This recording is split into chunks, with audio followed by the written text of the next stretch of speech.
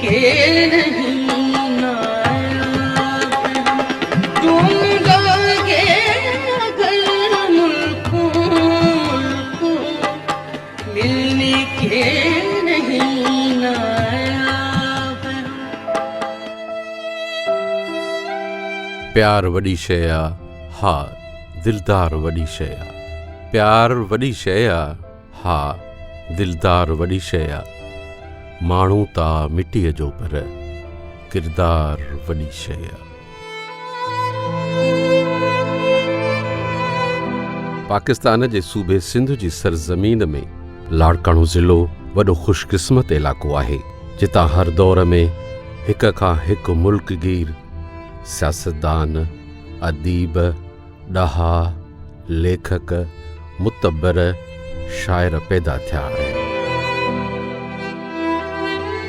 हिन सरज़मीन सिंध जी चीकी मिटीअ मां मुल्क जो पहिरियों चूंडियल वज़ीर आज़म शहीद ज़ुल्फ़कार अली भुट्टो, मुल्क जी पहिरीं इस्लामी मुल्कनि जी चूंडियल औरत वज़ीर आज़म मोहतरमा बेनज़ीर भुट्टो पैदा थिया। लाड़काना एक तारीख़ में उसकी एक अहमियत है कि वहाँ पे बहुत बड़े प्राइम मिनिस्टर्स उन्होंने पैदा किए। शहीद प्राइम मिनिस्टर ज़ुल्फ़कार अली भुट्टो साहब, शहीद प्राइम मिनिस्टर मोहतरमा बेनज़ीर भुट्टो साहबा। तो उसी हल्के से मैं जो है MNA मुंतखब हुआ और साथ ही साथ जो है वह 3 मरतबा में रत्तोदरों से शहीद प्राइम मिनिस्टर मोहतरमा बेनज़ीर भुट्टो साहबा के नीचे में MPA था। 1 मरतबा में अदी फरियाल साहबा के नीचे MPA था। आखिरकार देखें, ये पाकिस्तान हमारा प्यारा सा मुल्क है। पाकिस्तान पीपल्स पार्टी वफाक की पार्टी है। हम वफाक पे यकीन रखते हैं। मुल्क मजबूत होगा तो हम मजबूत होंगे। इन ही सरज़मीन जी खुशबू मां हिकु नाले वारो इंसान, दोस्त, सियासतदान, ग़रीबन, मिस्कीनन, यतीमन ने बेसहारन माण्हुनि जी आदत ऐं आसरो बणजंदड़ आवाज़ मोहम्मद अयाज़ सूमरो जी ख़ूबसूरत शख़्सियत बि साम्हूं आई, जंहिं हिकु ग़रीब मिस्कीन प्राइमरी उस्ताद जे घर में जनम वरितो ऐं पंहिंजी मुसलसल महिनत, लगन, जुस्तजू सां अॻिते वधंदे शहीद ज़ुल्फ़कार अली भुट्टो जी सियासी जमायत पाकिस्तान पीपल्स पार्टी जी ज़ैली तंज़ीम सिपाफ यानी सिंध पीपल्स स्टूडेंट फेडरेशन जे प्लेटफॉर्म ते पंहिंजी सियासत जी शुरूआत कई। हिन सिपाफ जे मुख़्तलिफ़ उहिदनि ते रहण दौरान ग़ैर जमहूरी कुवतनि, डिक्टेटरशिप, आमिरियत ख़िलाफ़ पंहिंजो आवाज़ बुलंद कंदे मुसलसल जदोजहद कई, जंहिं करे शहीद ज़ुल्फ़कार अली भुट्टो जी प्यारी नियाणी शहीद मोहतरमा बेनज़ीर भुट्टो लाड़काणे जे हिन वकील सियासतदान मोहम्मद अयाज़ सूमरो खे शागिर्दे वारे ज़माने खां जदोजहद लाइ कोशिशूं कंदे ॾिसी पंहिंजो भाउ सॾियो ऐं पोइ शहीद मोहतरमा बेनज़ीर भुट्टो हिन खे पार्लियामेंट में आणण लाइ चूंडियो।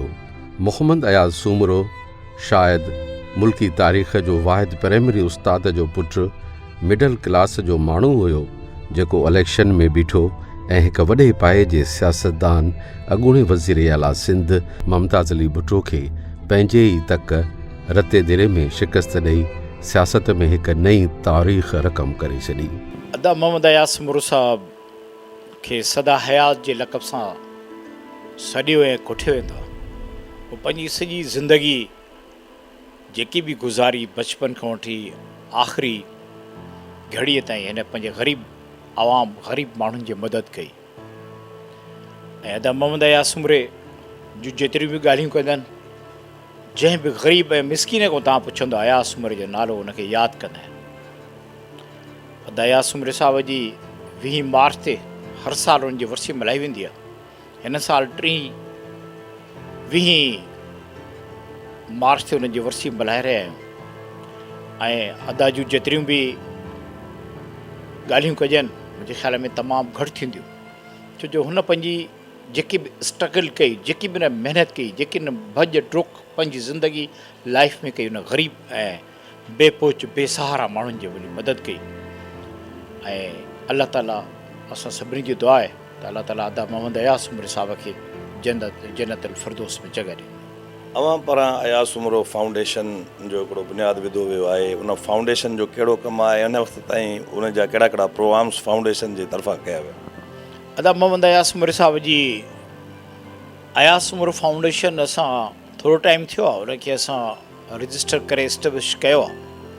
उन में असां तमामु ग़रीब ऐं लाचार माण्हुनि जी मदद करण लाइ फाउंडेशन जो क़याम अमल में आंदो आहे। ऐं गॾोगॾु असां अदा मोहम्मद अयाज़ सुमरे नाले सां हिकिड़ी अयाज़ सुमर लॉ एसोसिएट ठाही आहे, जेके क़ानूनी तौर ते ग़रीब ऐं बेपोच लाचार ग़रीब माण्हुनि जी मदद करे सघूं।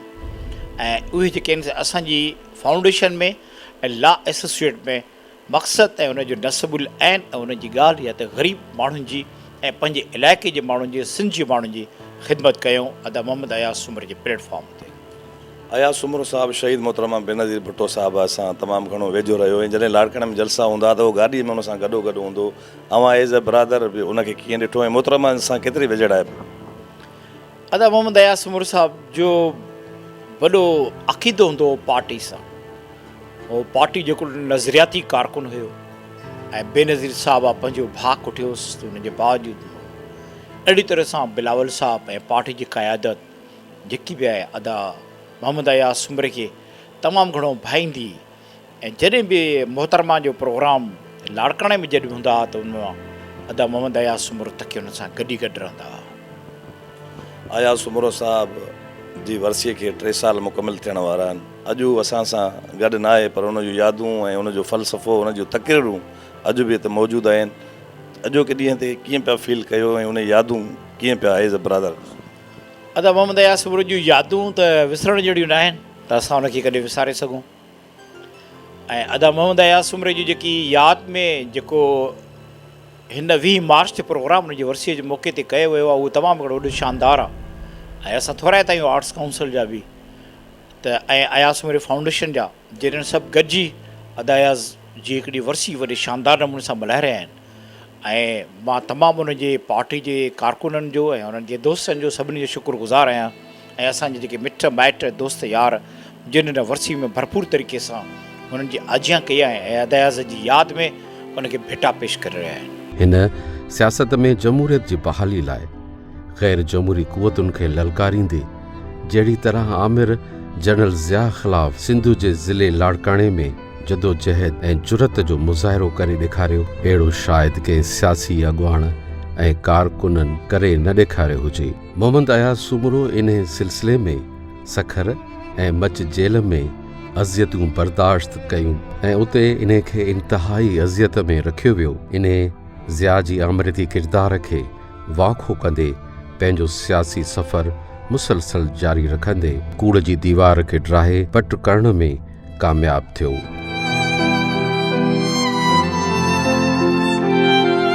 शहीद ज़ुल्फ़कार अली भुट्टो जे जियाले तौर शहीद मोहतरमा बेनज़ीर भुट्टो जे भाउ जो लक़ब मिलण बाद जहिड़ी तरह लाड़काणे खे सियासत में पीपीए जे ॻाढ़े कारे ऐं साए झंडे खे निर्वार करे इन खां अॻु में ईअं कंहिं सियासी जियाले कारकुन न कयो हुजे। हिन पंहिंजी शुरूआती तालीम पंहिंजे इलाइक़े में पढ़ण बाद वकालत जी डिग्री हासिल कई, जंहिंखां पोइ हिन जे ख़ूबसूरत मुल्क ख़ुश अख़लाक़ी मिलनसारीअ जो इहो नतीजो साम्हूं रहियो जो हिन खे पूरी वकील बिरादरीअ पंहिंजो लीडर यानी अॻवान तस्लीम कयो ऐं हिन खे लाॻीतो 10 भेरा डिस्ट्रिक्ट बार एसोसिएशन में सदर लाइ चूंडियो वियो।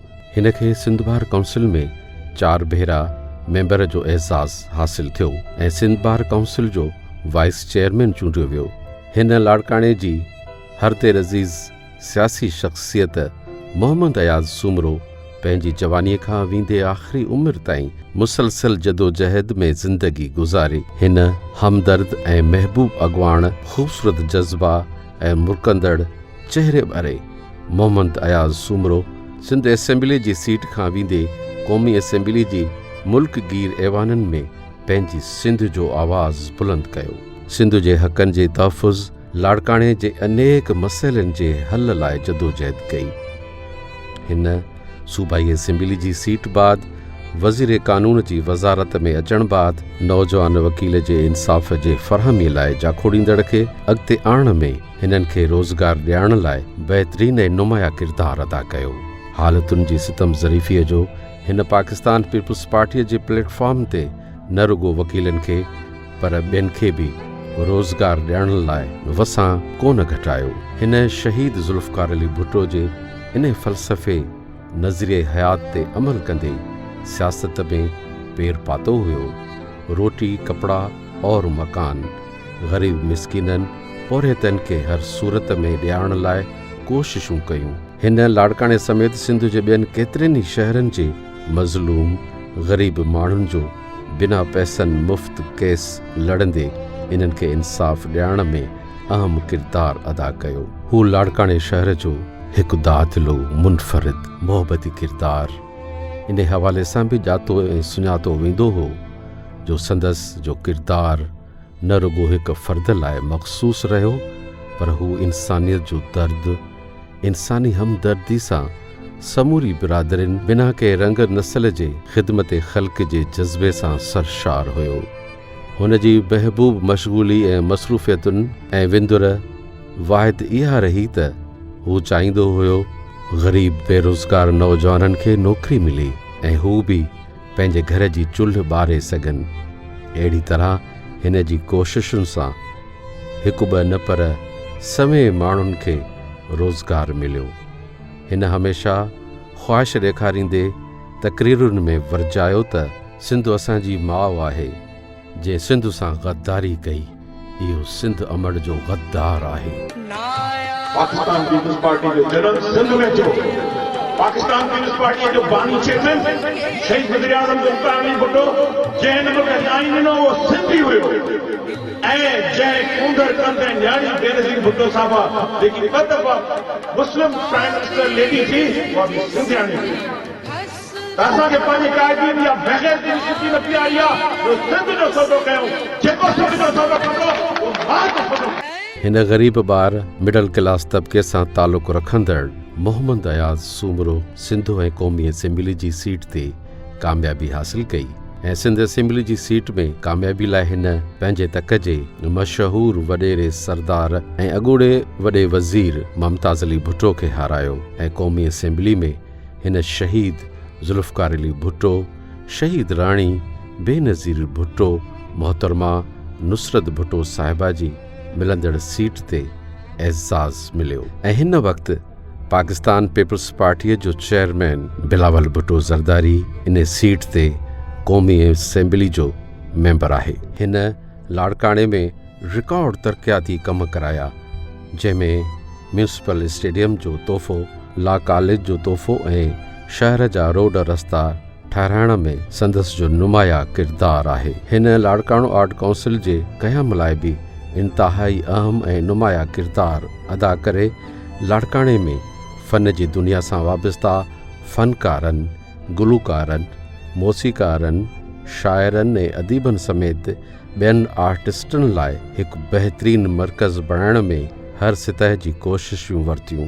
मोहम्मद अयाज़ सूमरो इन हवाले सां बि हिकु पॉपुलर ऐं मशहूरु सियासतदान सम्झो वेंदो हुयो। हू ग़रीबनि मिसकिननि जे जज़्बनि जे अकासी कंदे आवाज़ बणिजंदो हुयो। हू आमिरनि, ग़ासिबनि, लुटेरनि, भोतारनि, सरदारनि, वॾेरनि बजाए हमेशह पंहिंजे ग़रीब तबिके जे नुमाइंदगी ऐं उन जो आवाज़ बणिजण जी कोशिश कंदो रहियो। उन जूं ख़िदमतूं अॼु तारीख़ जो हिकु अमर किरदारु बणिजी वियूं आहिनि। मोहम्मद अयाज़ सूमरो बि हिकु अहिड़ो सच, सूंहं, ख़ूबसूरती, मोहबत भरियो किरदारु ऐं अमली नमूनो हुयो। मज़लूमनि जे हर दिल अज़ीज़ शख़्सियत बणिजी हमेशह लाइ महबूब, हमदर्द अॻवान ऐं शहीद भुट्टो जो जियालो शहीद मोहतरमा बेनज़ीर भुट्टो जे भाउ जे नाले सां मशहूरी माणे वरिती।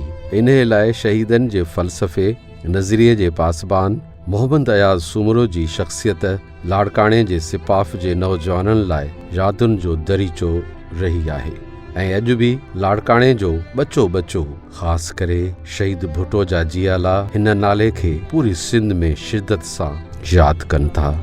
हाणे शहीद राणी मोहतरमा बेनज़ीर भुट्टो साहिबा कान्हे, तंहिं करे हाणे बीबीअ जे लाइ जेको आहे बीबी जे छॾियल वर्करनि खे गुलदस्ते खे गॾु खणी हलणो आहे, न गॾु खणी हलियासीं इहे टुकर जे रेज़ा अहिड़ी तरह हिन अवाम जे बहितरी लाइ सिंध असेंबली में बिल पास कराया।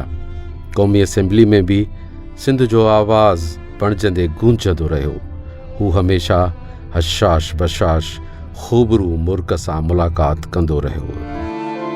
हिन वाक़े शहीदनि जे सरज़मीन जो हक़ अदा कदे इहो साबित कयो त क़ौमी असेंबली जी सीट त छा पर पार्टीअ लाइ हर क़ुर्बानी ॾियण लाइ तयारु आहियां।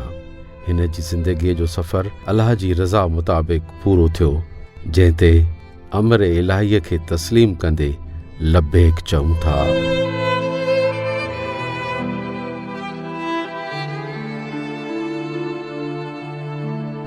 मोहम्मद अयाज़ सूमरो असांजे दिलनि जो आवाज़ हुयो। मोहम्मद अयाज़ सूमरो असां खां विछड़ी वियो आहे, पर विसरियो नाहे। हिन जूं यादूं अॼु बि ताज़ियूं आहिनि। अहिड़ा अमर किरदार हमेशह ज़िंदा हूंदा आहिनि, छाकाणि त तारीख़ में हमेशह उहे ई किरदार सुरख़ुरू ऐं अमर सॾजनि था जेके पंहिंजी ज़िंदगीअ में ॿियनि लाइ ज़िंदा रहनि था। अहिड़नि माण्हुनि लाइ हिन धरतीअ जो वारिस हज़रत शाह अब्दुल लतीफ़ भिटाई रहमतुल्लाह अलैहि चवे थो, माण्हू सभु न सुहिणा, पखी सभु न हंज, कंहिं कंहिं माण्हूअ मंझ अचे भूए बहार जी। डायरेक्शन ऐं स्क्रिप्ट राइटर मुनवर रिंद।